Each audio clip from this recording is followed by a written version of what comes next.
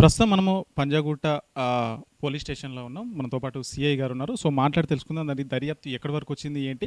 So నిన్నటి నుంచి social మీడియాలో కొన్ని వీడియోస్ అయితే వైరల్ అవుతున్నాయి. రేఖా కాంతారావు సంబంధించినటువంటి న్యూస్ ఏదైతే ఉందో తనని అరెస్ట్ చేశారని చెప్పేసి కొన్ని వార్తలు అయితే వస్తున్నాయి. సో సార్ని అడిగి తెలుసుకుందాం. సార్ ఏంటి సార్ రేఖా కాంతారావు సంబంధించిన ఇష్యూ, సో ఆయన అరెస్ట్ చేశారని చెప్పేసి కొన్ని వార్తలు అయితే స్ప్రెడ్ అవుతున్నాయి. సో ఏంటి సార్ దాని గురించి? నాకు తెలిసిన వరకు మా పోలీస్ స్టేషన్కి సంబంధించిన కేసులు మాత్రం మేము ఎవరిని పంపలేదు. అతను మా కేసులో మాత్రం మేము అరెస్ట్ అయితే చేయలేదు.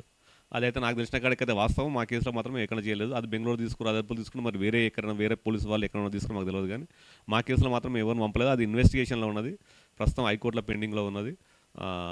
ఇది మాత్రం మా కేసులో అరెస్ట్ చేసినని మాత్రం అవాస్తవం అదైతే. Thank you. సో ఈ కేసు దర్యాప్తు ఎక్కడి వరకు వచ్చింది సార్? నడుస్తుంది, ప్రస్తుతం హైకోర్టులో పెండింగ్ ఉంది. అతను క్వాష్ చేశాడు. దాంట్లో ఎవిడెన్స్ కలెక్ట్ చేస్తూ ఉన్నాం. బ్యాంక్ స్టేట్మెంట్స్, తర్వాత అవన్నీ కూడా ఫోన్ రికార్డ్స్ ఇవన్నీ కూడా కలెక్ట్ చేస్తూ ఉన్నాం. ఫర్దర్గా దాన్ని ఎవిడెన్స్ బట్టి యాక్షన్ తీసుకుంటాం.